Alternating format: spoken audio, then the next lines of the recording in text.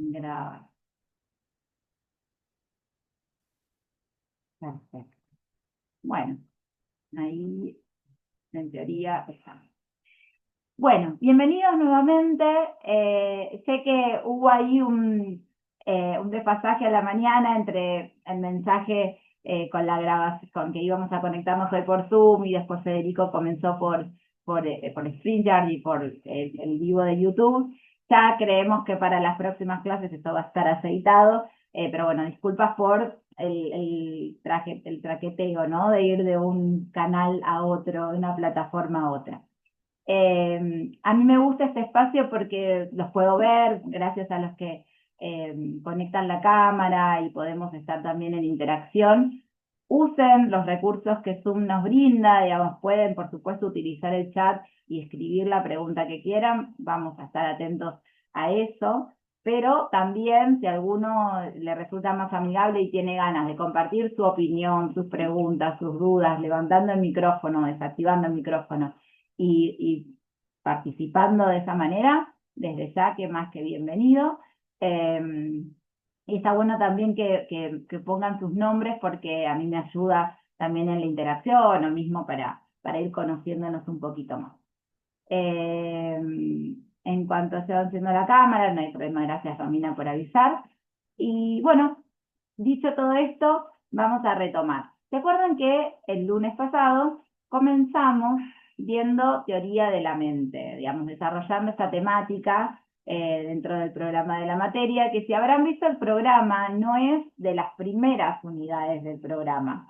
Esto es un poquito lo que puede confundir al inicio, porque si uno sigue a rajatabla y de manera ordenada el programa, bueno, con Federico vamos a ir tomando medio desordenado esos temas. Se va a ocupar de algunos que coinciden más con los que están al inicio del programa y yo voy a ir abarcando otros. Puntualmente, como les decía, teoría de la mente, emoción y motivación. Esta temática, teoría de la mente, es la unidad 9, es una de las últimas, ¿sí? Así que cuando busquen en el programa lo van a encontrar hacia el final. Y les decía que dentro de la bibliografía que está citada, vamos a hacer una selección de uno de los textos, que es el de Rivière y Núñez, La mirada mental. El lunes pasado yo les subí el archivo con el texto al Classroom, así que si alguno lo pudo descargar y empezar a leer, bueno, la idea es que puedan ir siguiendo alguno de los temas que recortamos para la clase, que estén donde se hace principal hincapié. Antes de compartirles mi pantalla y comenzar o retomar desde donde habíamos quedado la semana pasada, de lo que vimos, ¿hay algo que quieran manifestar como duda o comentario, como para retroceder un poco y que no quede alguna duda en el camino? Si bien es cierto que puede pasar que cosas que ya vimos surjan como dudas cuando se pongan a estudiar para la materia o un poquito después, o tal vez al revisar algunas cosas en la clase de hoy noten que hay algo que no les resulta tan claro. Puede pasar y siéntanse cómodos en todo momento para hacer una pregunta, ¿sí? Pero bueno, ahora que a mí siempre me gusta arrancar la clase como en las series, ¿vieron? Cuando tienen el resumen, el previamente, en esta serie pasó esto. Bueno, a mí me gusta arrancar la clase así. Previamente, en teóricos de Silvana, en este caso, vimos esto. ¿Hay alguna duda, algo que quieran que revisemos? Igual yo ahora voy a hacer como un pequeño raconto. Pero si hay algo que les haya quedado, aprovechamos ahora el espacio. Mientras ustedes me dicen si hay alguien que quiera compartir, yo voy a ir buscando el archivo para compartir pantalla.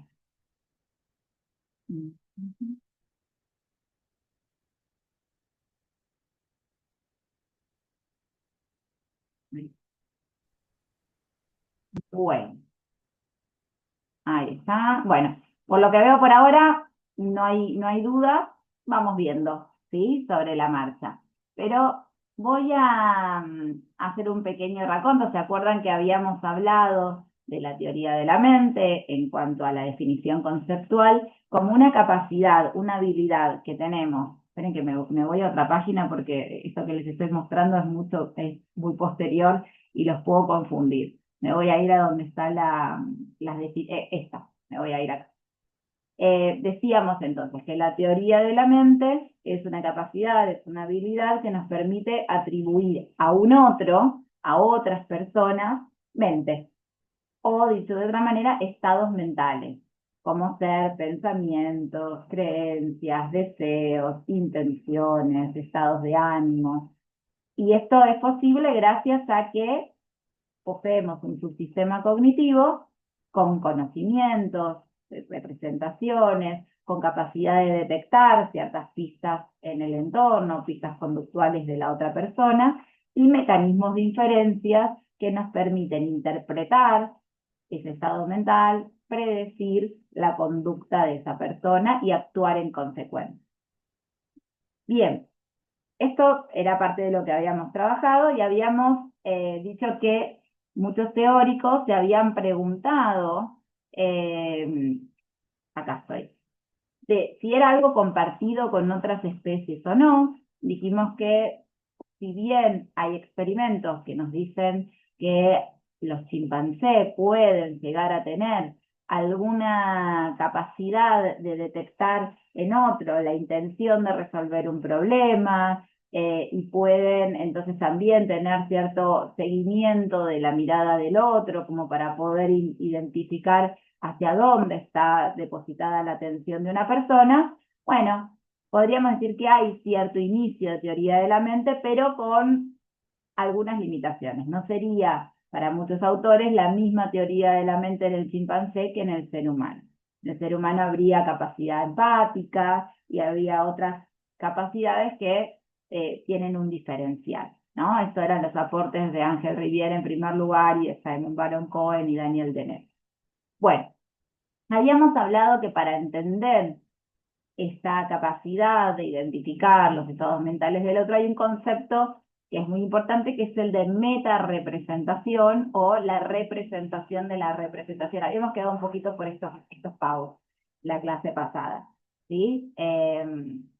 ¿Y a qué se refería la metarepresentación? Bueno, tiene que ver con lo que nosotros nos representamos de lo que el otro se está representando. En el ejemplo que veíamos acá, teníamos un foco de atención, un objeto, en este caso el perro, y teníamos al niño que se está representando la idea de perro, ¿no? Esa sería la representación de primer grado. ¿Qué representación tiene cada uno sobre ese objeto?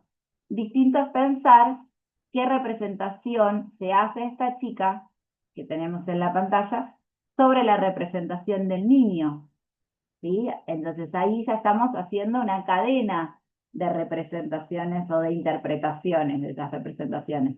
Ahí estamos hablando en ese caso de la metarepresentación o, como dice ahí R2, la representación de segundo grado, ¿sí?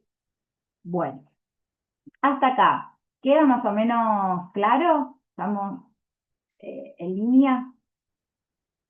Sí, profe. Excelente. Sí, profe. Bueno, este era el otro ejemplo que habíamos dado. Y vamos a pasar, entonces, entendiendo esta cadena, vamos a pasar a un concepto que es el de recursividad, o mejor dicho, vamos a detenernos en un concepto que es la intencionalidad recursiva. Para poder llegar a ese concepto, me voy a retrotraer a qué llamamos recursividad. En realidad, recursividad es una palabra que viene desde las matemáticas. Y dentro del campo de las matemáticas tiene que ver con una capacidad que tiene un sistema de referirse a sí mismo, de autorreferirse, ¿sí? Si lo llevamos a la psicología y nos referimos al campo de las personas más que a los sistemas, diríamos, es la capacidad que puede tener una persona de referirse a sí misma. O sea, de tener autoconciencia, de poder tener un conocimiento sobre sí mismo, ¿sí? Es decir, cuando uno tiene esta capacidad de ser consciente sobre sí mismo, uno a veces lo llama como esta metaconciencia, ¿no? A ver, ¿cómo me siento?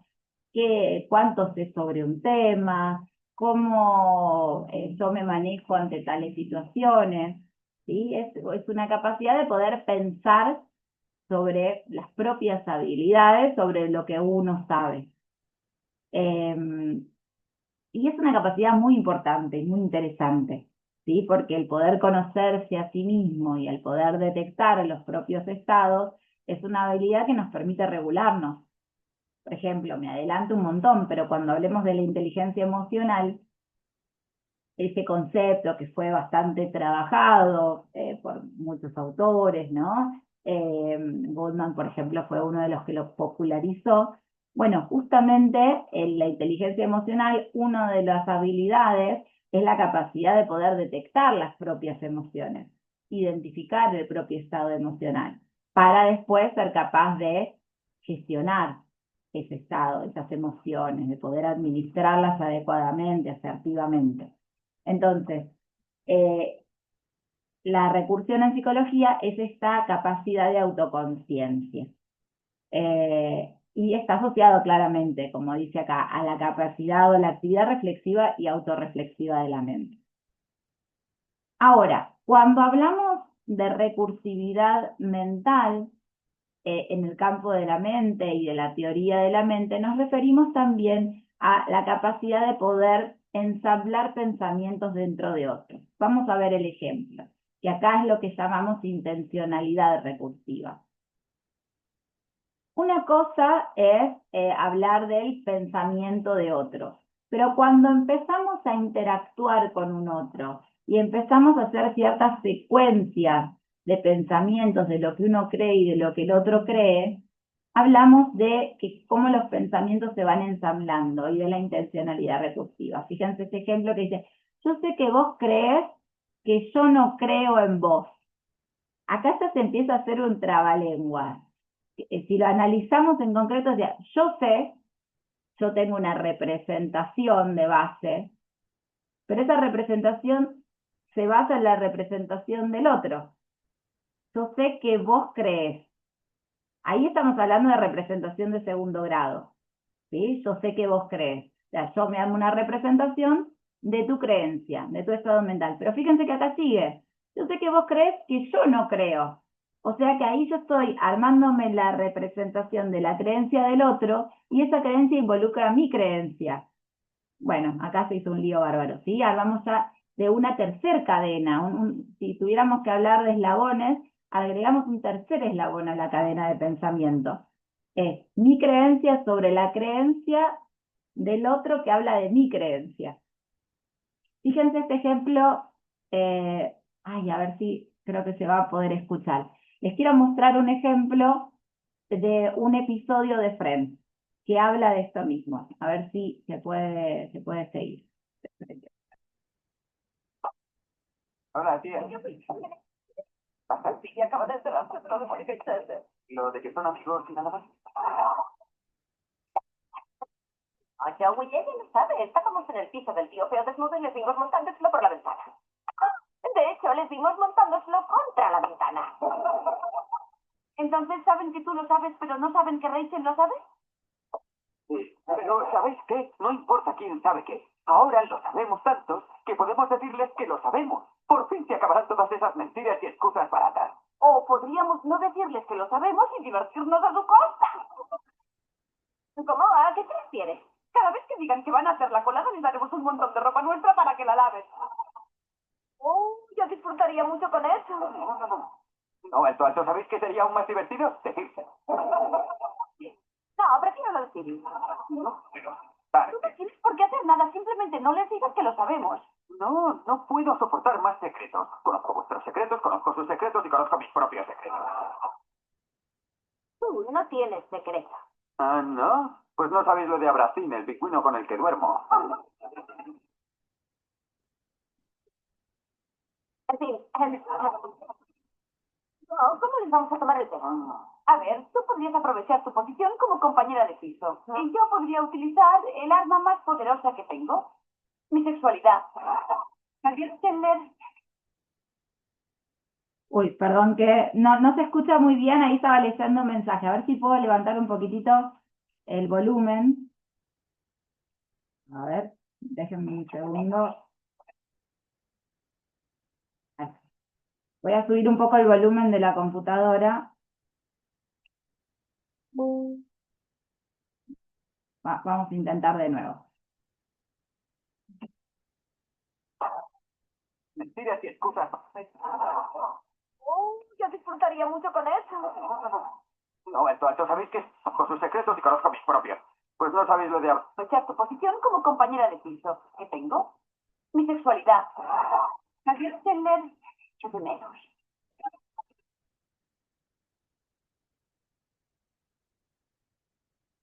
¿Y por eso el comentario y el pellizco? La verdad que sí. Vale, ¿te crees ahora que se siente atraída por mí? ¡Oh! ¡Madre de Dios! ¡Madre mía! ¿Sabe lo nuestro? ¿Eso es en serio? Phoebe lo sabe y por eso intenta hacernos alucinar. Es la única explicación. Vale, pero ¿qué pasa con mi culo pellizcable y mi enorme vida? ¡Lo sabes! Joey, ¿Sí? Phoebe sabe lo nuestro. Yo no les he dicho nada. ¿Le? ¿A quién se refiere? A Phoebe y a Joey. ¿Joey? Y Rachel. Quería deciroslo, pero me hicieron prometer que no lo haría. ¡Ah, tío! Lo siento, pero se acabó, ¿no? Ya podéis decirles que sabéis que lo saben y yo puedo volver a no saber nada de nada. A no ser... No, déjate de rollos, esto tiene que acabarse ahora. ¡Jo, tío! Se creen muy listas jugándonosla. Pero lo que ellas no saben es que sabemos que lo saben. Así que... Sí, vamos a jugar a las que jugaban con nosotros. Diga. Oh, sí, hola, un momento. Es aquí. Phoebe Steller. Hola, cariño. Hola, Phoebe. Llevo todo el día pensando en ti. ¿Qué? ¿Recuerdas lo que me comentaste? Pues me tiene muy intrigado. ¿De veras? Oye, Joey no estará en casa esta noche, así que ¿por qué no vienes y te dejaré tocar mi bíceps? O quizás algo. Lo confirmaré más tarde. Vale, adiós. Vaya a su casa a tocar su bíceps sin más. ¿Bromeas? No. No puedo creer que le hiciera eso a... ¿Qué? Joey, ellos saben lo que tú y yo sabemos. No, Joey. saben que lo saben. ¿Cómo lo sabía? Estos son increíbles. ¿Creen que pueden jugárnosla? Intentan jugárnosla a nosotros. No saben que saben que lo sabemos. Y Joey, no digas ni una palabra. No podría, aunque quisiera. Bueno, ahí estamos. Eh, ok.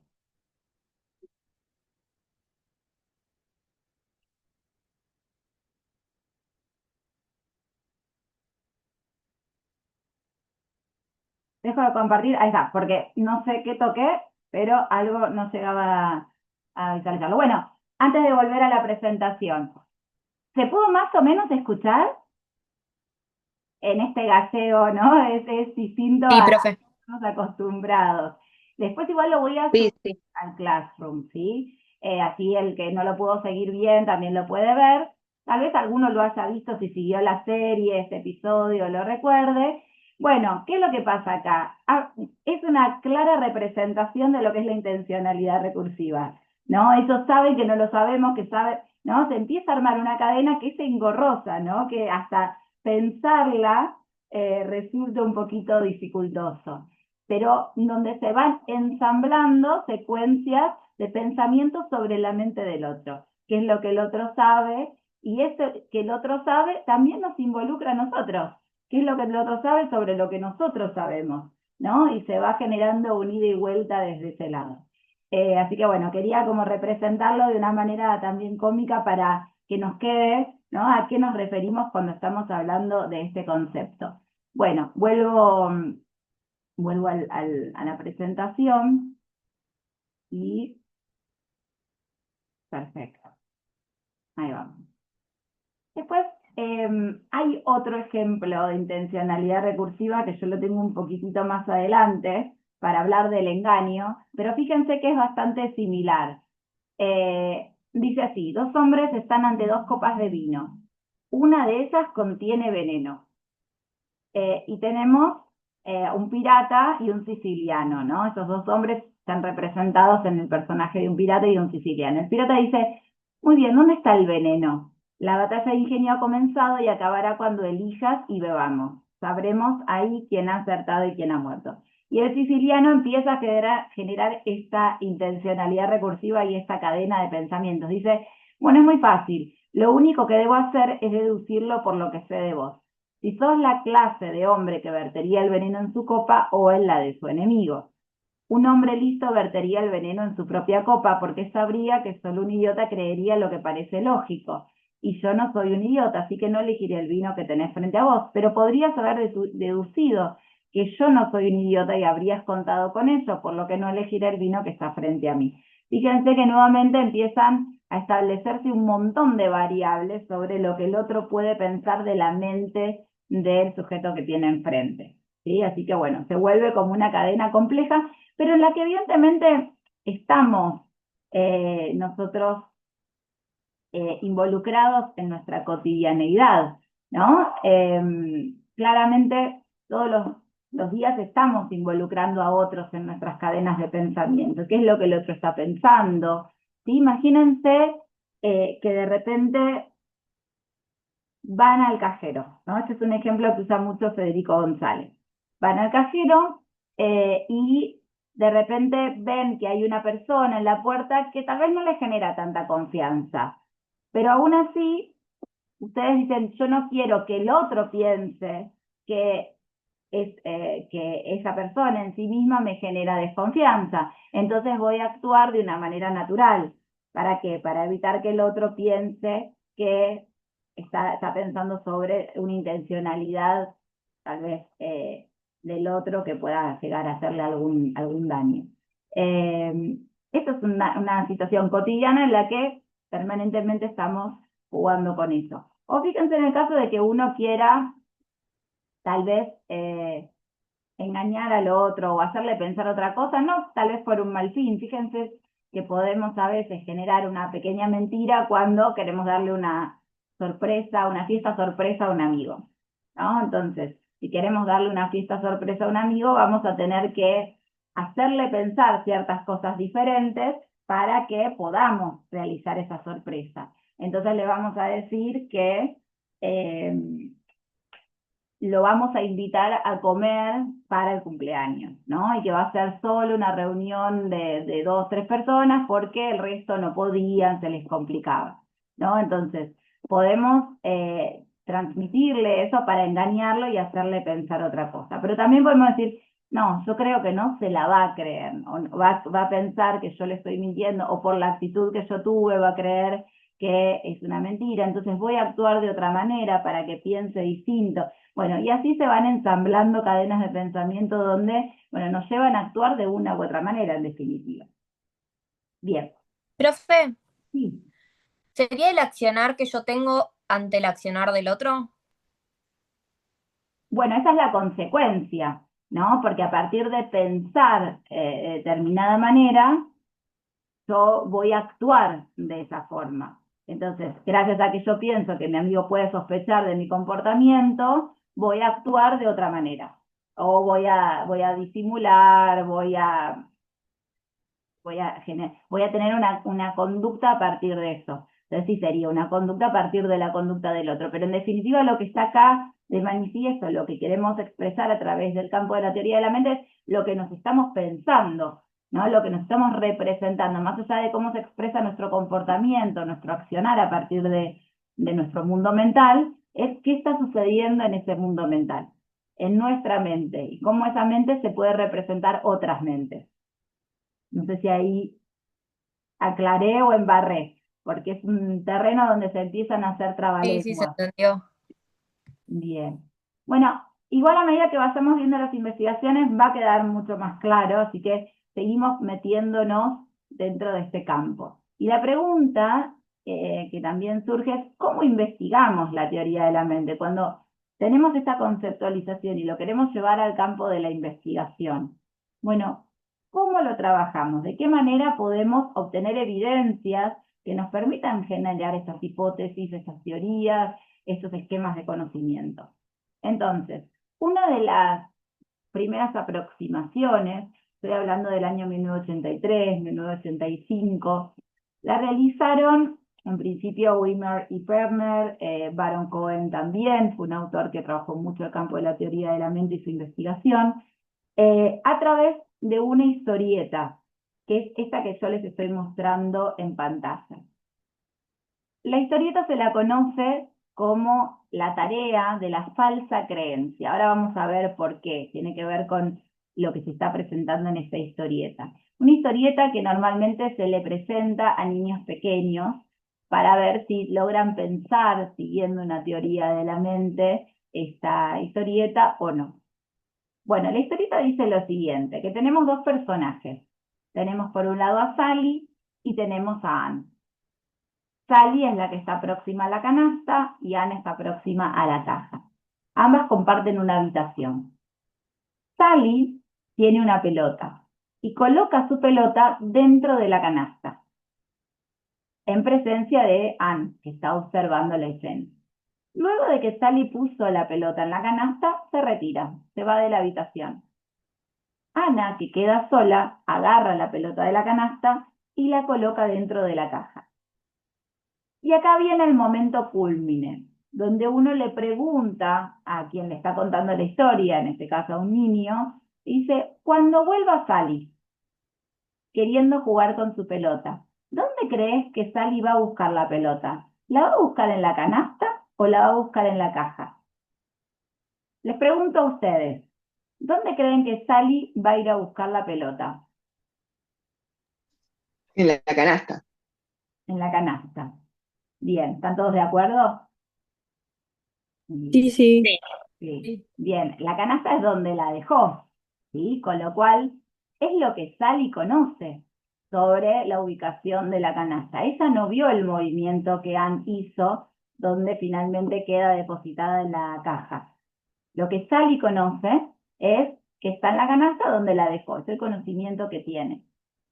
Pero nosotros sabemos, porque tenemos la historieta completa, y el testigo, digamos, al que le estamos contando la historieta también lo sabe, de que Sally tiene una falsa creencia. Tiene una creencia de que la pelota está en la canasta, perdón. Pero esta creencia es falsa. ¿Por qué? Porque no está en la realidad, en los hechos, la pelota está en la caja. Bueno, la clave de esta historieta es si realmente el niño al que le contamos esta situación es capaz de detectar en Sally la creencia falsa.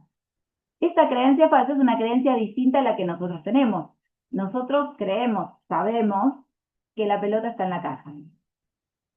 Pero, ¿podemos diferenciar nuestro conocimiento del otro? ¿Podemos darnos cuenta de que el otro puede tener un conocimiento distinto del propio? ¿Se acuerdan cuando hablábamos de teoría de la mente que decíamos es la capacidad de atribuir un estado mental a otro independientemente del propio? Y más allá de que nosotros tengamos cierta creencia, cierta emocionalidad o cierto conocimiento, podemos detectar que el otro puede tener un estado mental diferente. Bueno, si el niño logra decir, la persona a la que le presentamos, logra decir, Sally la va a ir a buscar a la canasta, podemos tener cierta evidencia de que ha logrado esta maduración de la teoría de la mente. ¿Sí? Puede diferenciar su conocimiento del otro. Y puede decir, ojo, pongámonos un ratito en la mente de Sally. Sally no sabe nada sobre el movimiento a la caja de la pelota, con lo cual la va a ir a buscar ahí. Bueno, esta historieta es clave, normalmente cuando se lo toma a los chicos, se le puede presentar en este formato de historieta o lo podemos representar con títeres. Cuando los chicos son muy chiquitos, está bueno a veces agarrar dos muñecos y decir, bueno, tenemos a este muñeco y lo podemos representar con este mismo formato de que puede haber una caja y una canasta y una pelota, o lo podemos representar de otras maneras. Por ejemplo, no sé si lo tengo acá. creo que no sé si lo vamos a llegar a ver si lo This ven. is the Sí, first pirate. sí. ¿Ven todos este video que les quiero mostrar, donde aparece una chica teniendo un títere de un pirata? Sí, se ve. Perfecto, ahí, Se ve, ahí se voy. ve. Está subtitulado este, así que incluso si no se escucha muy bien, está bueno que lo pueden leer. His name is Ivan. And you know what pirates really like? What? Pirates really like cheese sandwiches. I love cheese. Yeah. So Ivan has his cheese sandwich and he says, yum, yum, yum, yum, yum. I really love cheese sandwiches. And Ivan puts his sandwich over here on top of the pirate chest. And Ivan says, you know what? I need a drink with my lunch. And so Ivan goes to get a drink. And while Ivan is away, the wind comes and it blows the sandwich down onto the grass. And now, here comes the other pirate. This pirate is called Joshua. See? And Joshua also really loves cheese sandwich. So Joshua has a cheese sandwich. And he says, yum, yum, yum, yum, yum. I love cheese sandwiches. And he puts his cheese sandwich over here on top of the pirate chest. So that one is his. That was Joshua's. That's right. And then his is on the ground. Yeah, that's exactly right. Now. No, which one is his? Oh, so now Joshua goes off to get a drink. Ivan comes back and he says, I want my cheese sandwich. So which one do you think Ivan's going to take? I'm thinking he's going to take that one. Yeah, you think he's going to take that one? All right, let's see. Yeah, you were right. He took that one. So that's a 5-year-old who clearly understands that other people can have false beliefs and what the consequences are for their actions. Now I'm going to show you a 3-year-old who got the same puzzle. And Ivan says, I want my cheese sandwich. Which sandwich is he going to take? You think he's going to take that one? Let's see what happens. Let's see what he does. Here comes Ivan, and he says, I want my cheese sandwich. And he takes this one. Uh-oh. Why'd he take that one? It was on the grass. Oh. So the 3-year-old does two things differently. First, he predicts that Ivan will take the sandwich that's really his. And second, when he sees Ivan taking the sandwich where he left his, where we would say he's taking that one because he thinks it's his, the 3-year-old comes up with another explanation. He's not taking his own sandwich because he doesn't want it because now it's dirty on the ground. So that's why he's taking the other sandwich. Bueno, fíjense que esta es otra versión, ¿no? Donde representa el pirata, el sándwich de queso y demás. Pero representan la misma secuencia. El niño es capaz de darse cuenta de que el pirata no sabe que ese sándwich ya no es el de él, el que está arriba del cofre, ¿no? Si él logra darse cuenta de su creencia falsa o no. Bueno, acá ya en el video, esta charla TED, hay una pista ya que nos da la oradora. Nos dice, el niño de 5 años lo resolvió correctamente. El niño de 3 no lo resolvió de la misma manera. Pensó de otra manera, ¿no? Y dijo, no, lo va a ir a buscar donde está ahora. No se pudo dar cuenta de que el pirata no tenía el conocimiento del viento que se llevó el sándwich y demás. ¿Y por qué no lo agarró? Porque estaba en el piso y porque estaba sucio, ¿no? Genera otras hipótesis y otras explicaciones para ser consistente con su sistema de creencias. Bueno, esto nos acerca un poquito a los resultados de esta experiencia y ver qué es lo que se encontró. Pero antes les quiero mostrar otra variación de la tarea de la falsa creencia que fue realizada en 1989 por Perner y colaboradores, que es la prueba del recipiente engañoso. La dinámica y la lógica subyacente es la misma, solo que cambia un poco el contenido. Tenemos a una persona que tiene un tubo de Smarties. Smarties son es como si dijéramos rocklets, ¿no? Son como unos dulces. Entonces, imaginemos que la persona ¿vieron esos tubitos que a veces vienen, que se venden en los free shops? Bueno, en cualquier local, a veces kiosco, pero yo los tengo vistos mucho en los free shops. Bueno, un tubo de esas pastillitas, ¿no? De esos confites. Entonces, la chica le muestra el tubo de los confites y le dice, ¿qué es lo que hay acá adentro? Y el chico responde, Smarties o confites. A continuación le dice, no, mira, lo que tengo adentro es un lápiz, no tengo Smarties. Es decir, usó el tubito, una vez que se vació, lo usó como cartuchera, lo usó para guardar lápices. Y dice, mira, ahora viene Guille. Guille nunca vio este tubo. Entonces, se lo voy a enseñar de la misma manera que te lo enseñé a vos. Y le voy a preguntar, Guille, ¿qué crees que hay acá adentro? ¿Vos qué pensás que va a responder Guille? Entonces, dice, bueno, pienso que va a responder un lápiz. En este caso, ese chico ¿estaría respondiendo correctamente o estaría respondiendo sin identificar el conocimiento o la falsa creencia del otro? Estaría respondiendo como el nene de 3 años. Claro, estaría respondiendo como vimos en el video anterior, como el niño de 3 años. Es decir, no logra identificar la creencia falsa, porque ya ahora que sabe que hay un lápiz, no puede correrse de su propio conocimiento. Es un error que en el texto de Rivière y Núñez ustedes lo van a encontrar como error egocéntrico, centrado en su propio conocimiento. También van a encontrarlo llamado como error realista. ¿Por qué? Porque me detengo en lo que es la realidad en sí misma, lo que yo sé que ocurre como hecho fáctico en la realidad, pero no me puedo representar la mente del otro. Me represento el objeto y lo que ocurre en la realidad, pero no la mente del otro y esa mente que es distinta a mi mente o tiene un conocimiento diferente al de mi propia mente. ¿Sí? Entonces, comete un error egocéntrico. Ahora, la chica le dice, pero ¿qué dijiste cuando yo te enseñé por primera vez el tubo? Y te dije Smarties o confites. Entonces, probemos, ¿qué hay aquí? Y el niño también le dice Smarties. Bueno, le está intentando explicar nuevamente. La dinámica es la misma, ¿sí? Y ahora, lo que encontramos, a ver, bueno, se los voy a contar porque lo tengo más adelante. Lo que se encuentra en este tipo de tareas es que hay niños que cuando son muy pequeños que no logran identificar la respuesta correcta o no logran justamente encontrar que el otro tiene una falsa creencia, es decir, caen en el error egocéntrico. ¿Niños de qué edades aproximadamente? Bueno, por lo general, 2, 3 años. Dos son a veces muy chiquititos para tomarles estas pruebas, por eso por lo general son los chicos de 3 hasta 4 años.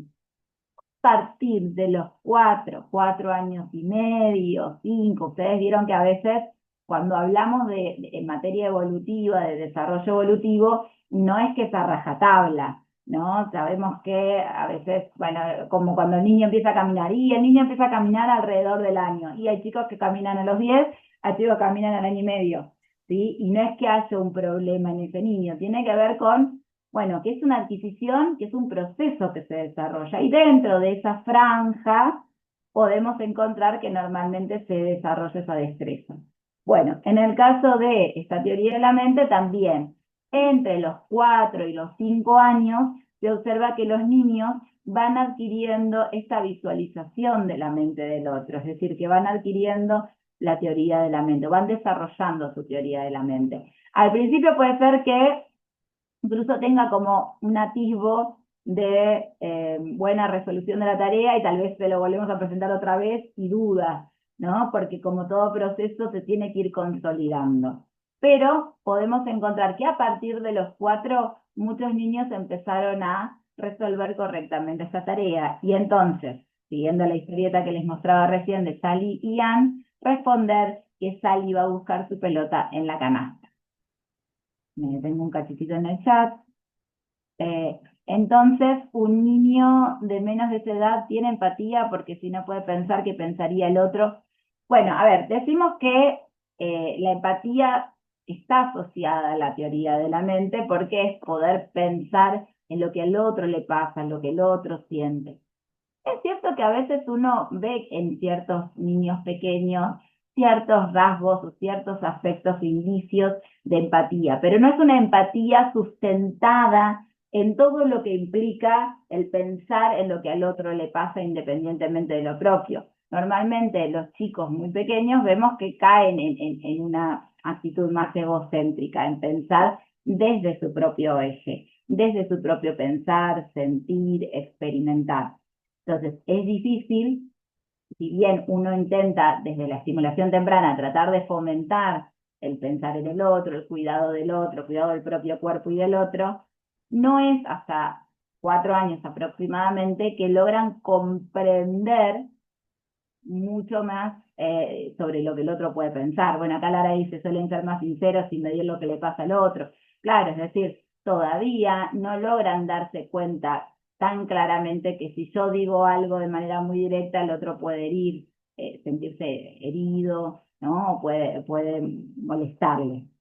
Así que, bueno, es un proceso que tiene claramente sus instancias de desarrollo, pero que podemos decir que a partir de los 4 empiezan a manejarse mucho mejor. De hecho, ahora vamos a ver qué pasa con el engaño, ¿no? Que los chicos empiezan también a realizar ciertos engaños, ¿no? Por si me quiero quedar con un caramelo, si quiero tal juguete o tal otro, y empiezan, sobre todo a partir de los 4 años, a pulir y, bueno, vamos a hablar también del engaño táctico que requiere una destreza mayor. Pero bueno, en conclusión, para no marearlos, lo que se ha observado en experimentos que esta tarea de la falsa creencia, que habla de una capacidad mentalista, es decir, de poder de haber desarrollado una teoría de la mente como posibilidad de armarnos una representación de la mente del otro, empieza a partir de los 4 años, 4 años, 4 años y medio. Ahora, hay otra tarea que se toma, que en este caso no representa tanto capacidades mentalistas de segundo grado, ¿no? De representación en segundo grado, de pensar en la mente del otro, sino en pensar en una representación simple. Veamos esta tarea, que es la tarea de la fotografía falsa, que fue administrada en 1992 por Leslie y Ty. Esta tarea implica la situación de un niño que le saca una foto a un gato que está en una silla. ¿Vieron esas máquinas tipo Polaroid que podemos obtener la imagen en el momento o tener una foto de revelado rápido que la coloco boca abajo y se termina de definir la imagen? Bueno, imaginemos esa situación. Tenemos la cámara, le saco la foto al gato arriba del banco y coloco, mientras se revela, la foto boca abajo. Mientras eso ocurre, el gato se va de la silla y se mueve a una cama. Entonces, le hago una pregunta al chico. En la foto que yo tengo acá boca abajo, ¿dónde va a estar sentado el gato?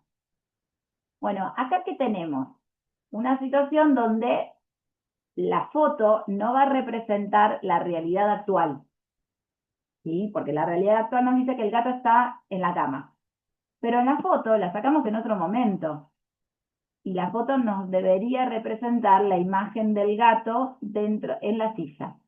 Fíjense que acá es una teorización que tiene que hacer el chico de un evento ocurrido, que tiene que ver más con la memoria, pero no tiene que ver tanto con pensar lo que el otro está pensando, ¿sí? Porque acá no hay otro sujeto involucrado. Entonces, en estos casos, los niños, si bien tienen que teorizar sobre este tema, no implica una habilidad mentalista. Y presento esta tarea porque es una de las tareas de discriminación clara cuando estamos frente a niños con autismo, ¿no? Que pueden superar los 4 años, 4 años, 4 años y medio, 5 años, y que incluso pueden tener algunas fallas en la tarea de la falsa creencia, la historieta de Sally y de Anne. Ahora después vamos a verlo con más detalle. Hoy presento esta tarea que también ha sido uno de los protocolos que se ha administrado en esta investigación sobre la teoría de la mente. Bien, entonces, hasta acá tareas que hablamos, se suelen definir en la jerga como tareas de primer orden. Ahora, y si le agregamos un poquito más de complejidad a la tarea, podríamos decir lo siguiente. Hacemos una pequeña variación de la tarea de la falsa creencia, ¿sí? Y diríamos, les muestro directamente la imagen. Resulta que teníamos a Sally con la pelota, Sally coloca la pelota en la canasta y se va. Y en el momento en que Sally se va, Ann hace ese movimiento de mover la canasta a la pelota de la canasta a la caja. Pero lo que Ann no sabe es que Sally no confiaba en Ann. Entonces, cuando se retiró de la habitación, se quedó observando por la ventana lo que hacía Ann. Ann no sabe que está siendo espiada por Sally, ¿sí? Pero Sally la está mirando. Entonces, nuevamente volvemos a preguntarle al chico. Uno, ¿dónde crees que Sally va a buscar el objeto? O sea, ¿o dónde Sally cree que está el objeto? Ahora que sabemos que Sally vio todo. Entonces, ya no tiene una creencia falsa, tiene una creencia verdadera de dónde está el objeto. Esto es una pregunta que nos refiere a la representación de Sally. Es una tarea que todavía está dentro de las tareas de falsa creencia de primer orden. Pero a un escalón más. Y pregunto, ¿dónde cree Ann que Sally va a buscar el objeto? ¿Dónde cree Ann que Sally va a buscar el objeto? Es decir, ya estoy entrando en la intencionalidad recursiva y estoy hablando de cómo vamos ensamblando pensamientos. O sea, no es mi mente pensando la mente de Sally. Es mi mente pensando la mente de Ann, que piensa la mente de Sally. ¿Sí? Ya tenemos una tarea que requiere más complejidad. Por eso se la conoce como creencia de falsa creencia de segundo orden, o tarea de falsa creencia de segundo orden. Porque acá lo que nos tenemos que representar es que Ann no sabe que Sally sabe. Acá nos metemos en el episodio de Friends de vuelta, ¿no? Ann no sabe que Sally sabe. Entonces, en este caso deberíamos decir, y para nosotros, Ann, ¿dónde cree que Sally va a buscar el objeto? En la canasta. En la canasta. Ann va a pensar eso. Sin embargo, cuando venga Sally, va a ir a buscarlo a la caja. ¿Por qué? Porque ya lo sabe. Esta pregunta de dónde crean que Sally va a buscar el objeto no se resuelve a los 4 o 4 años y medio. Recién se responde correctamente a partir de los 6 años y medio. Porque implica, digamos, una vuelta de rosca más que tiene su complejidad para un niño pequeño. Así que este ensamblado de pensamientos requiere un desarrollo mayor en la cadena evolutiva, digamos, en lo que es la evolución, el desarrollo evolutivo madurativo del niño. Así que, bueno, una diferenciación. Por un lado, la tarea de falsa creencia de primer orden, la original, a partir de los 4 años o 4 años y medio, la tarea de segundo orden, que es este cambio, este giro en la historia donde Sally se queda espiando, a partir de los 6 años y medio. Bien, hasta acá, ¿cómo venimos? Las 13:25, bueno, estamos bien. Me meto con otro tipo de estudios que se han realizado. Por un lado, se hicieron estos estudios que tienen que ver con la falsa creencia, de primero o de segundo orden. Otro campo de estudio fue el del engaño. Decíamos la clase pasada, estoy acostumbrada al ritmo del cuatrimestre. Decíamos el lunes pasado que la teoría de la mente tiene un montón de implicancias. Por ejemplo, si no tuviéramos teoría de la mente, no podríamos sentir culpa, amor, celos. Y también, si no tuviéramos teoría de la mente, sería muy difícil para nosotros engañar. ¿Por qué? Porque si nosotros no podemos pensar que el otro tiene una creencia distinta a la propia, y estaríamos en una paranoia de pensar que siempre lo que nosotros pensamos el otro va a pensar igual, ¿no? O puede detectarlo. Entonces, gracias a que tenemos una teoría de la mente, también somos capaces de engañar. Y sobre el engaño se ha hecho bastante estudio o varias investigaciones para poder entender cómo somos capaces, cómo desarrollamos esta habilidad del engaño. Entonces, Riguel y Núñez, en el texto que ustedes tienen, dicen que un individuo cuando está engañando sabe que el otro tiene una representación equivocada de una situación. ¿Sí? Ann, en la historieta, se representa de que Sally tiene una idea errónea sobre dónde está la pelota. Entonces, si Sally se quiere quedar con la pelota, la engaña para que no la busque donde efectivamente está, y así yo la puedo usar cuando quiero, ¿no? Esa creencia errónea del otro se aprovecha en beneficio propio en el engaño. Entonces va a predecir que a partir de esa creencia errónea se va a comportar de determinada manera. Si tiene una creencia errónea donde está la pelota, bueno, evidentemente sí, la va a ir a buscar donde no está hoy en día, pero donde cree que está ese personaje. Ahora,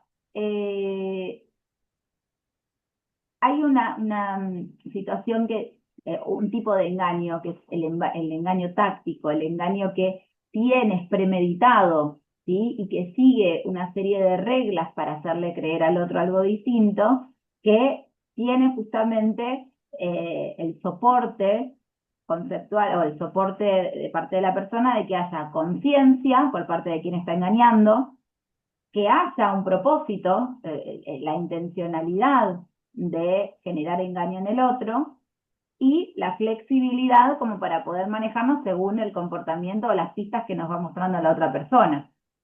Esto es lo que nos permite pensar que el otro tiene una teoría de la mente consolidada, ¿no? Porque esa otra persona pudo ser consciente del conocimiento o la creencia falsa de la otra persona y actuar en consecuencia, y predecir el comportamiento de esa persona basado en la creencia falsa. Entonces, Mira, esta bolsa en gratis. no sé si, Muñeco yo. Julieta, no sé si te quedó abierto el micrófono o si querías hacer una pregunta. Me parece que le quedó abierto el micrófono. A ver, la voy a silenciar. Que suena antipático decirlo, pero por las dudas, para preservarla. Julieta, si me estás escuchando cualquier cosa, si querías decir algo, podés desactivar el micrófono cuando quieras. Engaño táctico, entonces, repasemos. Es un tipo de engaño, ¿sí? En donde no es algo que se da de manera innata y fija. Es flexible, se va ajustando según el escenario, se utilizan diferentes herramientas para poder generar un engaño en la otra persona, pero lo que decíamos recién, requiere que la persona sea consciente de que está engañando al otro, de que está manipulando información para que la otra persona tenga una creencia errónea, ¿sí? Este es el ejemplo que yo les estaba dando anteriormente para hablar de intencionalidad recursiva, pero que aplica también para engaño, ¿no? A ver, si hay una persona que quiere engañar a la otra respecto de dónde está el veneno, y a partir de ahí, bueno, cómo va a ser su accionar. Pero vamos en concreto a las tareas que se realizaron sobre engaño en niños, ¿sí? Acá tenemos una que se aplicó en el año 1992, de Soudian y Fries, donde le presentamos al niño dos títeres o marionetas. Una, que es el buena onda, ¿sí? Es el amigo. Es el títere que nos va a ayudar o que va a ayudar al niño en su propósito. Supongamos que tenemos en un cofre algo que el niño desea, en este caso un caramelo. La marioneta que representa al amigo es el que nos va a ayudar a obtener el caramelo, ¿sí? Entonces, a partir de lo que le diga, esa marioneta va a ser condescendiente con el niño. Espérenme que me acaba de avisar la compu que me estoy quedando sin batería. Voy a cargar aquí. Ahí está. Bien. Entonces, la marioneta que representa el amigo va a ayudar al niño a obtener el caramelo.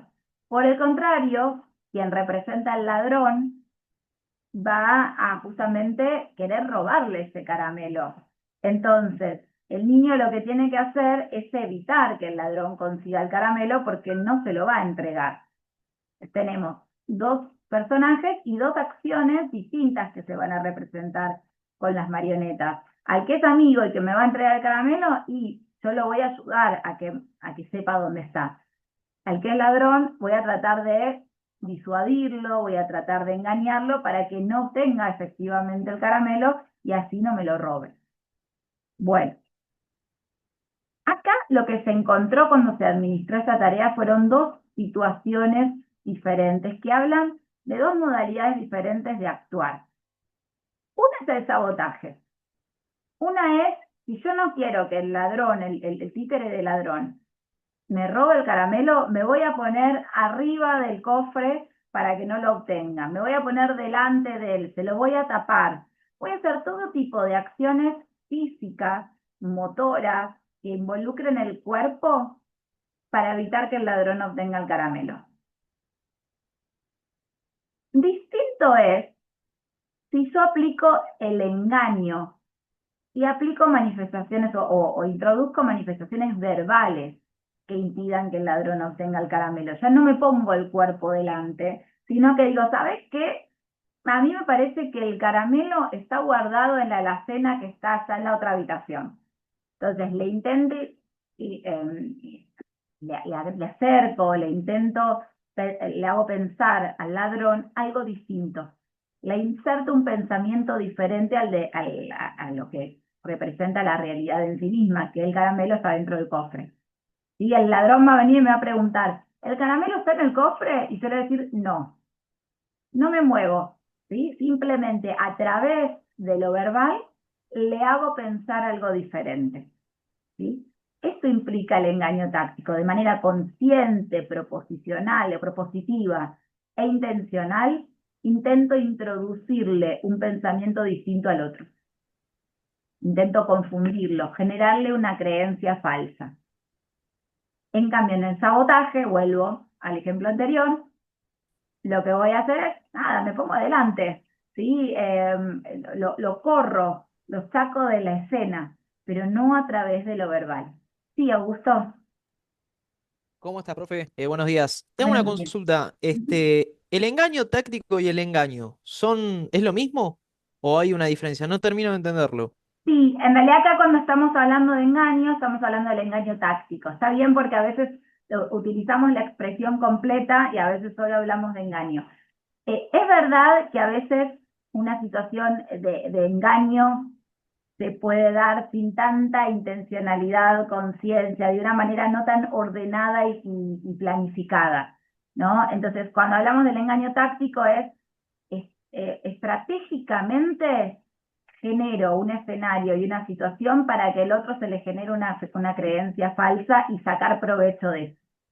Entonces, para hablar con más precisión, decimos engaño táctico para referirnos a esa situación, ¿sí? Pero acá, cuando estemos Como que hablando, hay una voluntad mayor. claro, hay Hay una una cierta voluntad voluntad de y engañar al cierta... otro. Perfecto. Exactamente. Ahí es donde está la Bueno, mil clave. gracias, profe. No, al contrario, gracias por la pregunta. Eh, entonces, volviendo a esta diferencia entre sabotaje y engaño, eh, cae tal vez un poco en la lógica pensar, me están siguiendo bien porque me acaba de aparecer una ventanita de que mi conexión es inestable, así que cualquier cosa avísenme si se corta.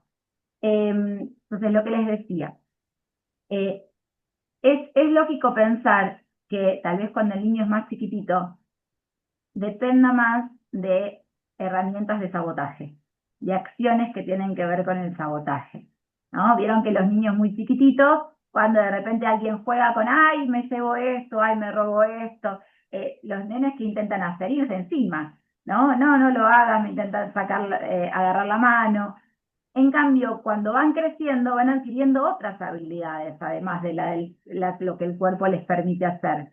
Entonces se dan cuenta que a veces es más inteligente o es mejor, en vez de usar la fuerza, utilizar la cabeza, ¿no? Y hacerles pensar al otro otra cosa. Entonces, el engaño, en este caso este engaño táctico, se adquiere más tardíamente.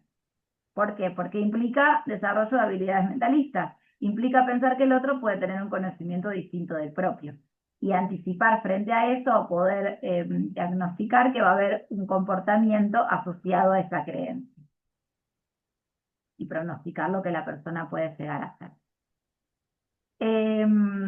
Otro tipo de tarea de engaño táctico, que fue desarrollada en 1989 por Perkins, era similar, pero con calcomanía. Se le mostraban al niño dos calcos y se le pedía que eligiera una de las dos. Y después teníamos, de nuevo, algo muy similar a lo anterior, con el amigo y el ladrón. Acá teníamos un personaje que era el cooperador y otro personaje que era el competidor. El cooperador nunca se queda con la calco elegida por el niño. O sea, si teníamos dos calcomanías, una con una carita feliz y otra con un árbol, y el nene eligió una calcomanía con la carita feliz, bueno, el cooperador siempre iba a elegir la del árbol, ¿no? Nunca la que el niño había elegido. En cambio, el competidor, como se imaginarán, siempre de jodido se quedaba con la calco que elegía el niño, con la de la carita feliz, siguiendo ese ejemplo. Entonces, aparece el cooperador y le pregunta al niño por su elección. Al principio el niño va a confiar, ¿sí? Entonces le va a decir espontáneamente, yo elegí la calco con la carita feliz. Y el niño obtiene, como es el personaje del cooperador, obtiene su calcomanía, se la da. Perfecto. Luego aparece el competidor y se repite lo mismo. El niño le responde cuál fue su elección. Como no recibe su calco, porque en este caso es el personaje competidor, bueno, aprende que ese personaje no va a colaborar con él en obtener la calco que eligió. Esto se repite varias veces porque lo que va generándose es como una memoria de esa situación, ¿no? De alguna manera sería una especie de condicionamiento si nos acordamos del conductismo, ¿no? Hasta que el niño aprende que hay un personaje que es el que siempre le va a dar la calco elegida y hay otro personaje que siempre va a alejársela o, digamos, se la va a quitar. Luego de esos 5 ensayos se observa cuál es la reacción del niño. Y los resultados que se obtuvieron es que los niños de 3 años eran ingenuos, tendían ingenuamente a seguir comunicando al competidor a lo largo de los ensayos y más allá de los 5 ensayos esta elección. En cambio, ya niños de 4 y 5 años iban mejorando su ejecución. Iban advirtiendo en algunas oportunidades que era mejor no decirle la verdad al competidor. Entonces, como conclusión de este experimento, se empieza a pensar que 4 o 5 años es un momento bisagra, un momento crítico en el desarrollo y la potencialidad de estas estrategias o destrezas de engaño táctico en los seres humanos. ¿Sí?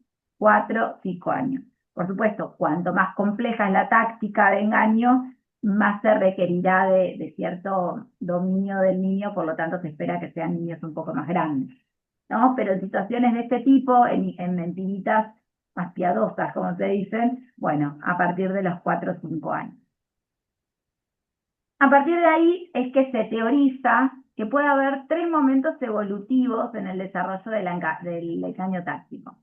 Hasta los 3 años, la incapacidad para lograrlo. O sea, nos encontramos con niños más ingenuos que tienden a caer una y otra vez, tal vez en esta trampa del competidor.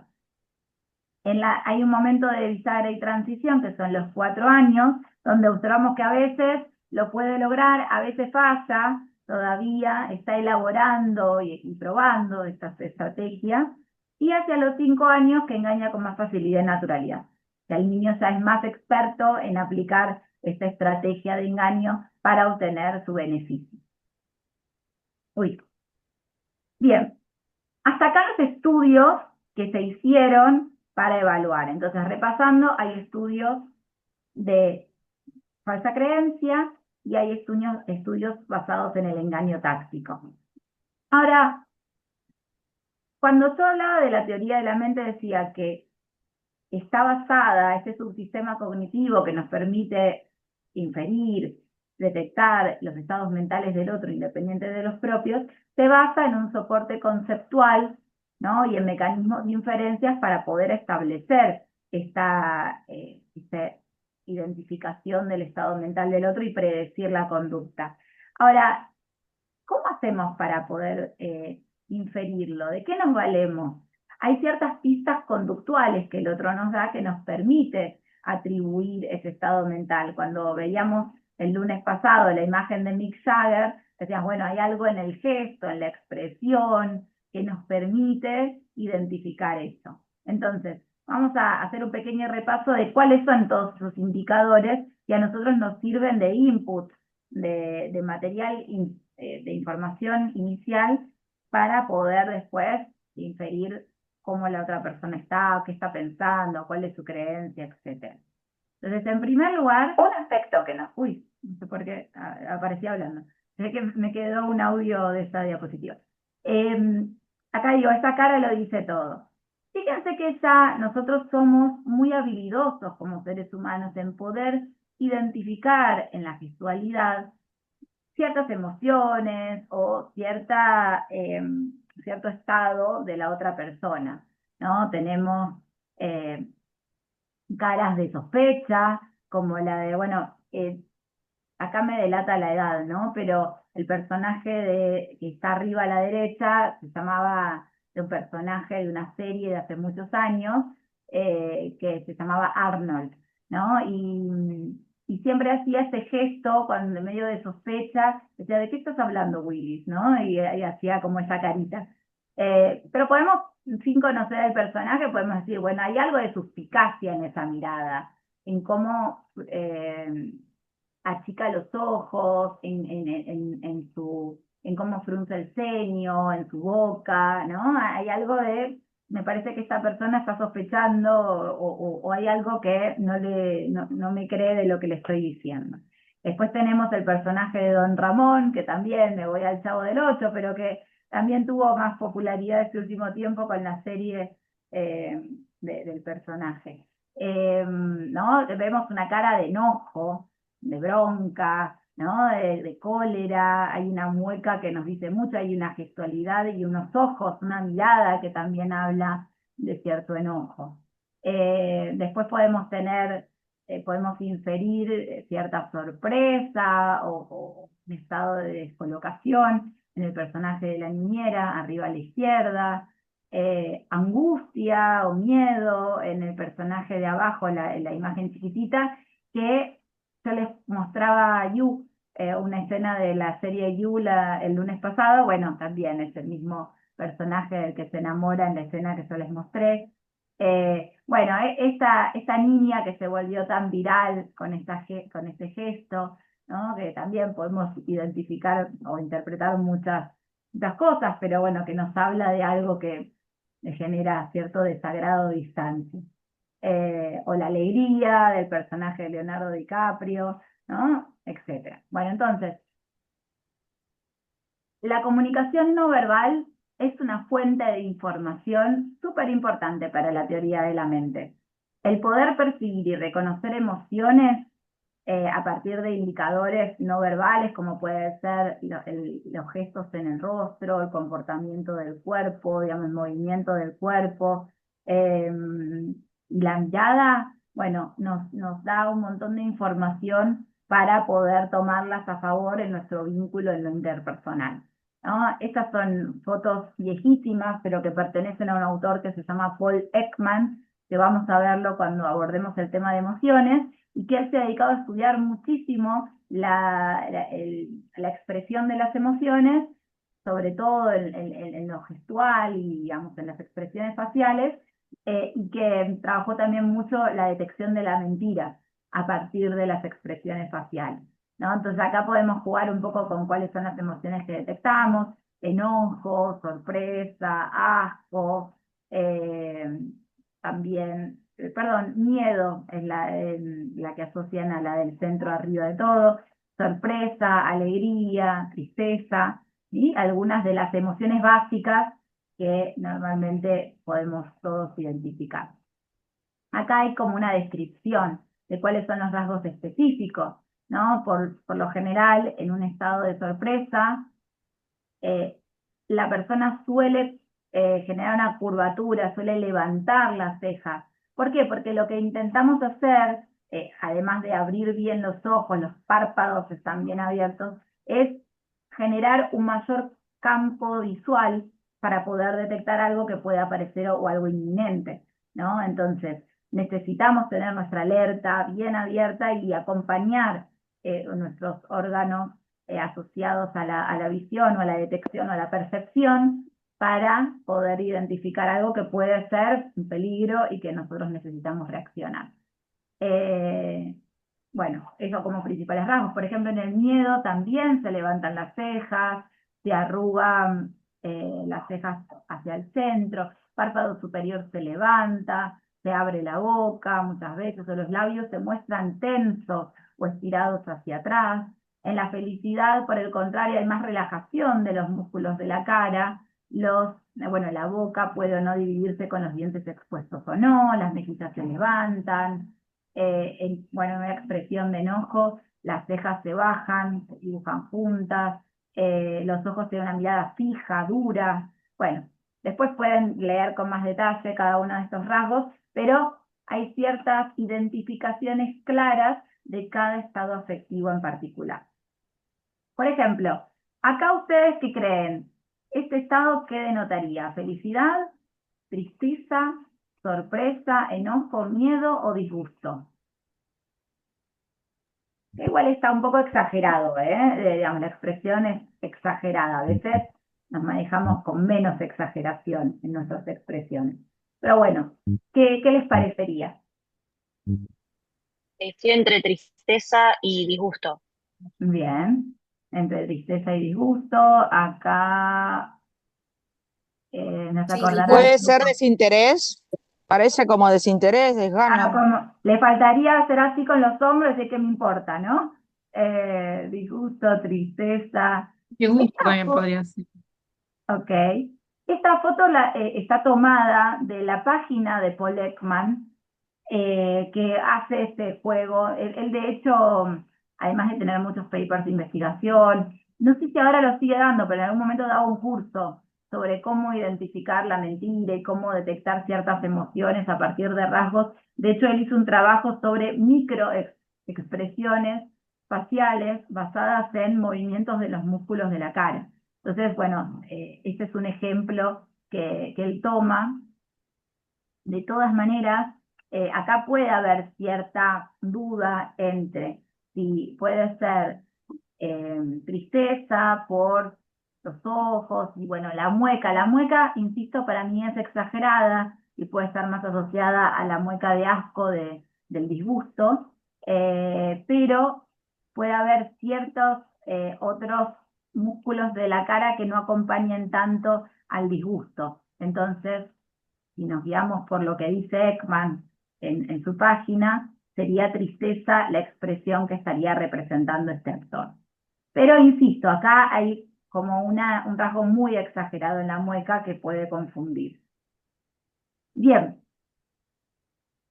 ahora, esta detección de las emociones a partir de rasgos faciales, a partir del cuerpo del otro, se va logrando a lo largo del tiempo, ¿sí? Algunos autores dicen que entre los 2 y los 4 meses ya hay una capacidad de discriminar ciertas emociones, sobre todo coparentales.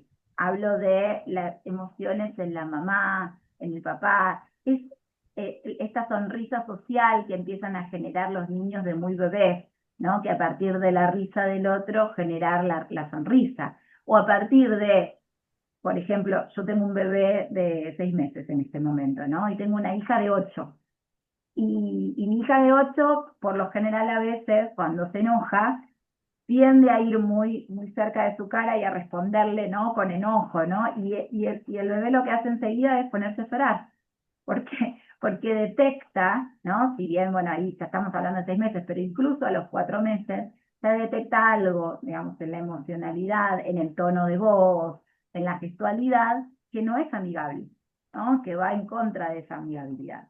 Eh, por supuesto, acompaña no solo la expresión facial, acompaña esto que les decía, el tono de la voz. Por eso uno tiende, y esto es evolutivo, y esto es adaptativo de nuestra especie humana, cuando nos acercamos a un bebé, tendemos a hablarle en un tono cálido, en un tono suave, a hacer expresiones que no son las que habitualmente usamos cuando estamos frente a un adulto. ¿Pero por qué? Porque justamente es, digamos, el rango que ellos necesitan de sonidos y de gestualidad para poder ganar cierta tranquilidad, ¿no? Cierta calma en determinados momentos. Bueno, hacia los 7 meses, los niños ya, en algunos estudios, podían emparejar algunos sonidos de expresión con fotos y hacia el año de vida muestran lo que se llama referencia social, que ahora les voy a mostrar un poquito de qué es esto de la asignación de referencia social, que a grandes rasgos tiene que ver con tomar la expresión de la madre para poder identificar si una situación puede ser adecuada o no, puede generar peligro o no, o puede tener inclinación a jugar con un juguete dependiendo de cómo es la reacción de la madre o el padre o tutor de un niño. Entonces, vamos con esto. Pero los quiero mostrar ahora. Bueno, vamos a hacer una cosa. Les voy mostrando de a partecitas, porque me adelanté. Pero retrocedemos un poquitito y de paso, si hay alguna duda, me van diciendo. Entonces, para ir metiéndonos de a poquito en este desarrollo paulatino de la habilidad de esta teoría de la mente, decimos que las capacidades mentalistas se adquieren. O sea, hay una disposición de los sujetos a desarrollar la teoría de la mente como seres sociales que somos. Pero estas habilidades se tienen que ir desarrollando. Y hacia los 4 años aproximadamente se considera que hay una evolución en esta adquisición de habilidades mentalistas en niños neurotípicos, decimos de algún modo, es decir, que no tienen alguna alteración en ese desarrollo normal de la teoría de la mente. Pero es un proceso y como tal hay ciertos indicadores tempranos que nos van diciendo que el niño va adquiriendo esos ladrillitos previos que se requieren para alcanzar ese salto en la habilidad. Entonces, lo primero que se distingue es algo que se conoce como intersubjetividad primaria hacia los 8 y 9 meses. Después vamos a hablar de una intersubjetividad secundaria a partir de los 8 o 9 meses. Es decir, la primaria es hasta, perdón, los 8 o 9 meses, es decir, el primer periodo, que es lo que vamos a ver de estos primeros indicios. La intersubjetividad secundaria a partir de los 8 o 9 meses. Hacia el año y medio se observa ya una capacidad en la capacidad de interactuar y más cooperativa con el otro, y hacia los 4 años esta habilidad de poder responder adecuadamente en situaciones de engaño táctico, falsa creencia, etc. Entonces, arranquemos con la intersubjetividad primaria. No estamos de tiempo. Bueno, yo creo que vamos a llegar más o menos corriendo, pero más o menos bien. ¿Qué es? Les decíamos, hasta los 8 o 9 meses es ese desarrollo de la intersubjetividad primaria. Son estos vínculos que se van dando con las personas de mayor cercanía en el bebé, esos vínculos diádicos. Puede ser mamá bebé o papá bebé, pero es lo que requiere del contacto físico, los intercambios cara a cara, esto que les decía de la sonrisa social, ¿no? Cuando sonrío, el bebé que tiende a imitar esa sonrisa. Son patrones expresivos de emociones básicas, ¿sí? Las emociones más primitivas de la alegría, del miedo, de la tristeza, ¿sí? Ante situaciones que se dan en la cotidianeidad del bebé. Se dan ciertos ritmos protoconversacionales. ¿Qué quiere decir eso? Proto porque no es una conversación que hace uso de lo verbal. Son gestos, son sonidos, ¿no? El agugu, el ajá, el ajo, el brr.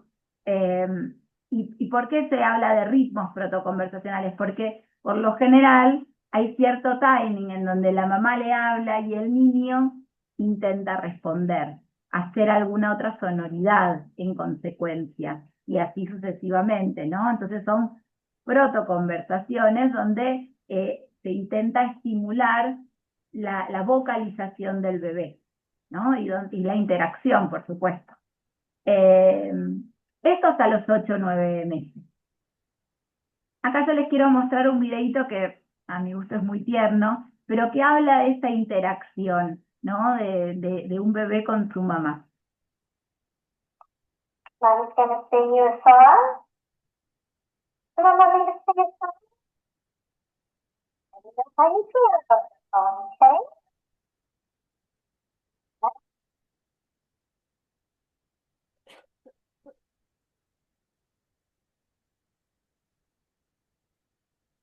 You're just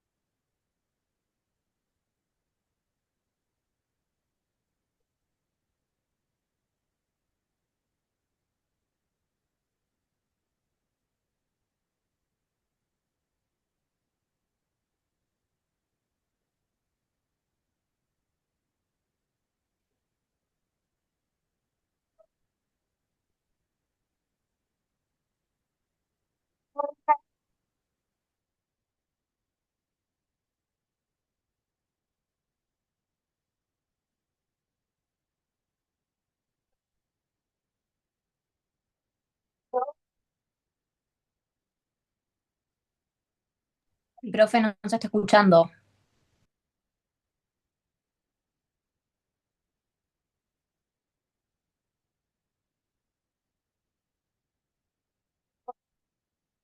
Perdón, les consulto, ¿no se escucha el sonido del video? Porque yo lo estoy No, escuchando no No, fuerte. se se dejó de escuchar. ¿Se No escuchó se la escucha. primera parte? Al principio apenitas, pero no se entendió bien. Qué pena, porque con la clave se ve muy entrecortado. Bueno, para no sacarles mucho tiempo, yo después se los voy a subir, así lo ven bien. Pero la mamá, muy afinadamente, le canta una canción donde el bebé va respondiendo con muecas, tristeza, alegría, ¿no? Y va interactuando en relación a eso. Les podría mostrar algún video propio, pero no canto tan bien como la chica, así que no me voy no voy a caer tan bajo.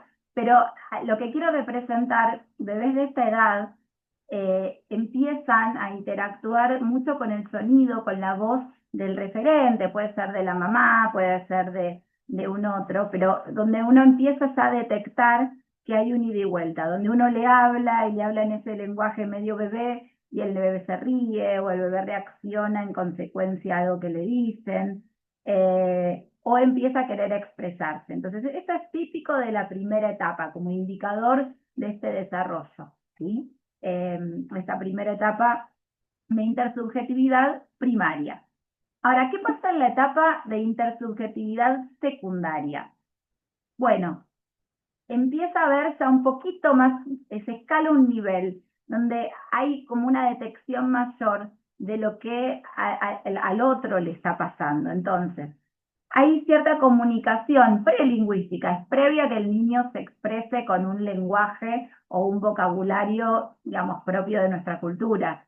En esta comunicación prelingüística se da lo que se llama la atención conjunta. Creo que algo había mencionado la clase pasada. ¿Qué es la atención conjunta? Una atención compartida entre el otro y el objeto. ¿Sí? Entonces es el niño que empieza a decir, empieza a señalar y a mostrar lo que eh, le interesa y quiere compartir con el otro. Entonces, el niño empieza a utilizar el dedo para señalar, pero para señalar en referencia a mostrar interés, no señalar para decir quiero eso. Acá hay una gran diferenciación entre lo que es un gesto con el dedo deístico, un gesto protodeclarativo y un gesto protoimperativo. Un gesto protoimperativo, algo imperativo que es una orden. Un gesto protoimperativo es el dedo que se usa o el gesto que se usa para ordenar yo quiero eso. El niño al principio considera ese gesto como una extensión de su mano. Si quiere obtener la mamadera, señalo como interés de alcanzar, pero no porque detecto que hay un otro que va a identificar y que puedo pedirle ayuda, sino porque este gesto me permite que el otro me acerque, ¿sí? Es como si fuera una orden de lo que me va el otro a acercar, ¿no? De que yo estoy queriendo obtener. Distinto es el gesto protodeclarativo, porque ese gesto nos implica una declaración de interés, ¿sí? Nos indica que, mira, quiero mostrarte porque entiendo que a vos te puede interesar. Te va a interesar como a mí me interesa. No nos olvidemos que estamos en una etapa plenamente egocéntrica en esta etapa, en este momento. ¿Sí? Claramente egocéntrica, pero considero que a vos también te interesa. Entonces, señalo. Mirá, ¿sí? El gesto protodeclarativo es uno de los indicios de esta etapa de intersubjetividad secundaria que nos habla de un desarrollo de una adquisición en camino hacia esa teoría de la mente. Y el tercer indicador tiene que ver con esto que decíamos de la asignación de referencia social.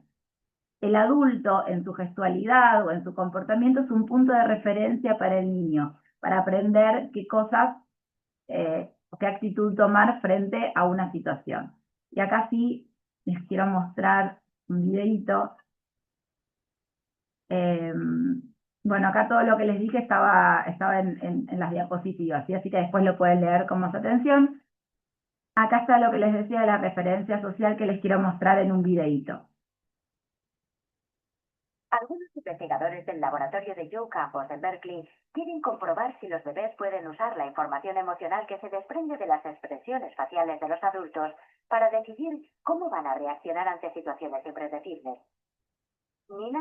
Bien, no sé si se escucha bien, pero lo que me importa es que observen, ¿sí? Claro que dice que ciertos investigadores quieren ver si a partir de lo que el adulto expresa o mueve, bueno, pueden determinar o condicionar el comportamiento del niño. Y acá tenemos una mamá que está mirando a su hijo, ¿sí? Que está en una especie de dispositivo, digamos, donde se lo coloca para jugar.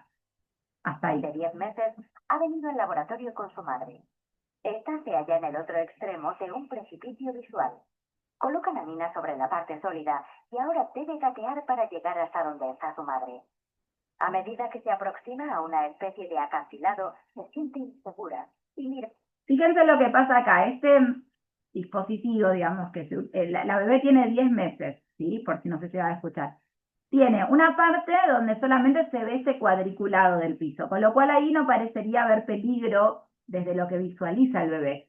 Pero después hay como una especie, dice acantilado visual. ¿Vieron de repente esos pisos transparentes donde se ve por debajo la altura a la que estamos? Bueno, el bebé se encuentra con eso, como que hay por debajo una distancia y, por supuesto, el niño está a salvo porque está pisando una superficie segura, pero transparente. Entonces, ahí va a observar a la madre, ante su inseguridad va a observar a la madre, a ver qué reacción tiene. A su madre para saber si corre algún peligro. A su madre le han permitido avisarla del peligro solo mediante expresiones faciales. Nina capta las emociones emitidas por el rostro de su madre y retrocede. Acto seguido le dicen a la madre que invite a Nina a cruzar el precipicio visual por medio de una sonrisa de complicidad. Entonces Nina comprende el significado de su sonrisa y atraviesa el precipicio sin miedo. Los investigadores han determinado que a los 10 meses, los niños ya han aprendido a guiarse de la expresión emocional reflejada en el rostro de sus padres. Y los padres, a su vez, son conscientes de que poseen una herramienta poderosa para influir sobre sus hijos. Bueno, fíjense, cuando la madre hace una gestualidad, solamente podía comunicarse a través de gestos. No podía decir nada, ni podía ir a agarrarla, ¿no? Pero a través de gestos, la nena detecta cuando hace la mamá un gesto de peligro o de preocupación, decide no avanzar. Por el contrario, cuando la mamá alienta a que pase, digamos, esa parte del piso, le hace gestualidad positiva y hasta hay como una cierta invitación con las manos cuando se está acercando a que llegue, bueno, el bebé confía y avanza. ¿Vieron, por ejemplo, cuando un bebé no se lastima fuerte, sino que hay una pequeña situación como que se va para atrás, se asusta, y uno cuando acompaña esa situación como padre, que intenta festejar, si está todo bien, ¿para qué? Para que considere eso que no es una situación problemática o preocupante y evitar que se angustie, llore, etc. Bueno, esto es similar, ¿no? Digamos, tiene que ver con, a través de lo que uno representa como figura cercana al niño y la gestualidad que expresa, cómo logran identificar eso para evaluar la situación en la que están involucrados, ¿no? Bueno, esto a partir de los 10 meses se considera que es una adquisición, a partir aproximadamente, ¿no?, de esta etapa, que es una adquisición que se va dando en niños. Y después decíamos que hacia el año y medio aproximadamente aparecían capacidades cooperativas, es decir, la posibilidad de interactuar colaborando con un otro. En esta etapa aparece la cooperación intencional, ¿no? Es decir, bueno, voluntariamente me acerco y colaboro con el otro, intento interactuar con el otro. También empiezan a aparecer los juegos en los niños, juegos tanto de ficción, ¿no?, como juegos simbólicos. Este es un indicador muy importante, sobre todo cuando se evalúa si hay algún caso de autismo o de trastorno de espectro autista. Porque por lo general en esos casos no hay presencia de juego simbólico. ¿Qué es el juego simbólico? El simbolizar un objeto en referencia a otro, por ejemplo. O los juegos de rol, juego a la mamá, juego a la maestra, ¿no? Por lo general en nenes muy chiquititos o al doctor, ¿no? Empiezo a identificar que soy un otro y que esto hace las veces de que este celular puede ser un avión, si me lo represento de esa manera, que un bollito de papel puede ser una pelota. Bueno, hay casos en donde esto no se desarrolla y donde todo tiene que estar mucho más literal, ¿no? Entonces, no puedo jugar a que esto es un tren si no lo es, efectivamente, ¿no? Lo esperable es que empiece a aparecer cierta pauta, cierto indicio de juego simbólico a partir del año y medio aproximadamente, 2 años. Y esto nos habla de otra forma de autoconciencia del niño. El niño también empieza a jugar, a desempeñarse, a actuar ciertos papeles sociales. Empieza a imitar, eso que les decía de los juegos de rol. Y también de esta manera, ellos empiezan como a poder vivenciar y poder canalizar emocionalmente lo que van viviendo en el día a día, ¿no? El niño, el bebé, porque hasta los 2 años solemos llamar los bebés, ¿no? El bebé que empieza a hacer que está jugando con un muñequito y es el médico y le pone el termómetro, de alguna manera también está procesando aquello que él vivió en algún momento cuando le pusieron el termómetro, ¿no? Empiezan como a poder representarlo. Entonces, ¿estos juegos para qué sirven? Son muy importantes. El juego es muy importante en el adulto también, en el ser humano, pero en un niño suele ser muy importante para empezar a simbolizar y empezar a crearse representaciones mentales, ¿no? Que le van a servir también en su vida personal a la hora de simbolizar el entorno, pero también en la interacción, en su socialización. Bien. Y por último, como estadio hacia los 4 años, ya empiezan a tener muchas más habilidades y a comprender, por ejemplo, lo que le representamos en la tarea de falsa creencia, en las tareas de engaño, etc. Ya empiezan a tener otras capacidades que avanzan muchísimo más en su interacción social y en su capacidad de empatía, ¿no? Bueno, ahora, y con esto capaz vamos a terminar de cerrarlo la semana que viene, el lunes que viene, pero es un cierre de 10 minutos, porque no queda más que eso, pero no me quiero exceder. Ustedes ya vienen desde temprano y deben tener ya la cabeza así. Pero sí voy a presentar simplemente esto. Este desarrollo que venimos hablando, ¿se dan todos los casos? Bueno, yo ya les spoileé la clase, ¿no? Cuando hablé de autismo y demás. Es decir, no se dan todos los casos. Y hay un caso que es el trastorno del espectro autista, y se lo llama así, más que, para hablar con precisión, más que autismo en sí mismo, porque es un espectro, digamos, hay un montón de diversidad en cómo se puede expresar el TEA o trastorno del espectro autista en las diferentes personas, ¿no? Hay ciertos indicadores de este trastorno, pero la realidad es que incluso hoy ha habido mucho debate y se ha avanzado muchísimo. Algunos hasta tienen ciertos pruritos al definirlo como trastorno, ¿no? Algunos hablan de una condición en la que ciertas personas se expresan, pero donde se observa que suele haber dificultad, sobre todo en la interacción social, en la identificación de las emociones o los sentimientos de otros, o para detectar lo que el otro cree, sabe, es decir, para poder representarnos la mente del otro. Hay incapacidad para detectar el sentido figurado de una frase. Vieron cuando se habla en términos metafóricos o simbólicos, tienen mucha dificultad y son mucho más literales, es decir, que hay fallos también en la comunicación. a la hora de identificar también en el otro si está generando interés o no, en observar las pausas y los tiempos que se requieren al conversar con el otro, para comprender malentendidos o metidas de pata, dificultades para engañar o comprender el engaño, para comprender el porqué de una acción o de un comportamiento, o para comprender ciertas reglas o convenciones sociales. Estos son ciertos aspectos comunes. Después puede haber casos que van desde el mutismo, es decir, niños que no pueden expresarse a través del lenguaje de manera asertiva y efectiva, mutismo absoluto, hasta y personas que tienen también este comportamiento de rocking o balanceo con el cuerpo, o que tienen mucha dificultad para que otro los toque, o para interactuar a través de esas pautas de interacción, hasta personas que tienen síndrome de Asperger, que de repente son personas con un coeficiente intelectual y una capacidad intelectual muy bien desarrollada, pero que tienen fallas en la interacción social, en comprender ciertas reglas sociales, etc.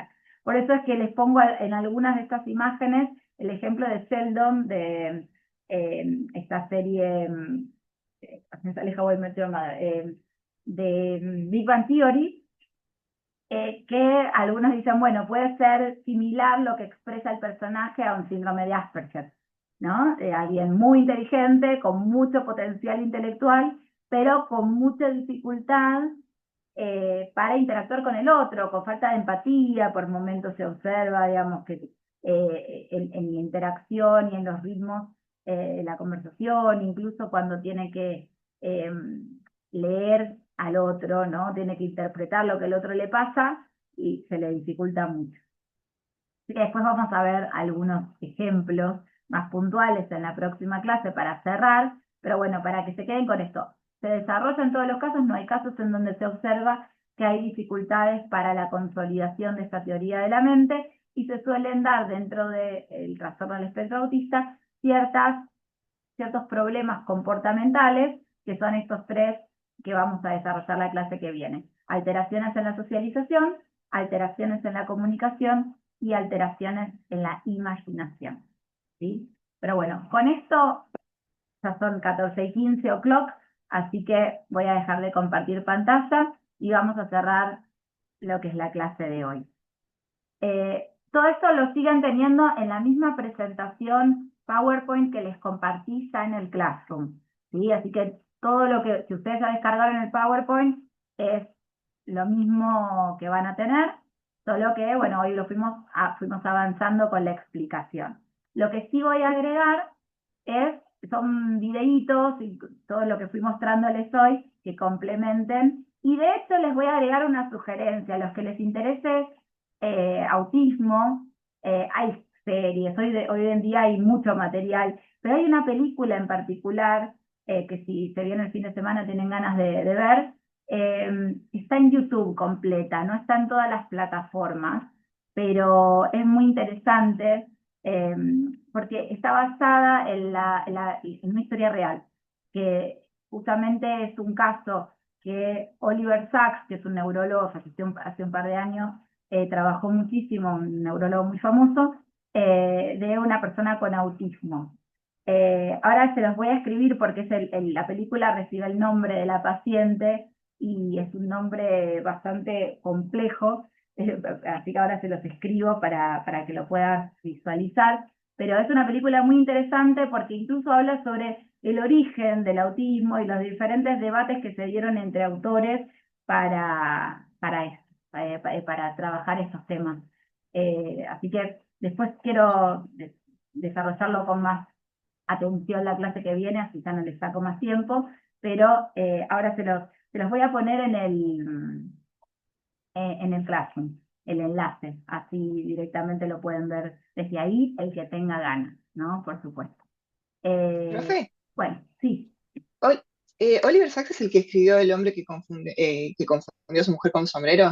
Sí, Sí. exactamente.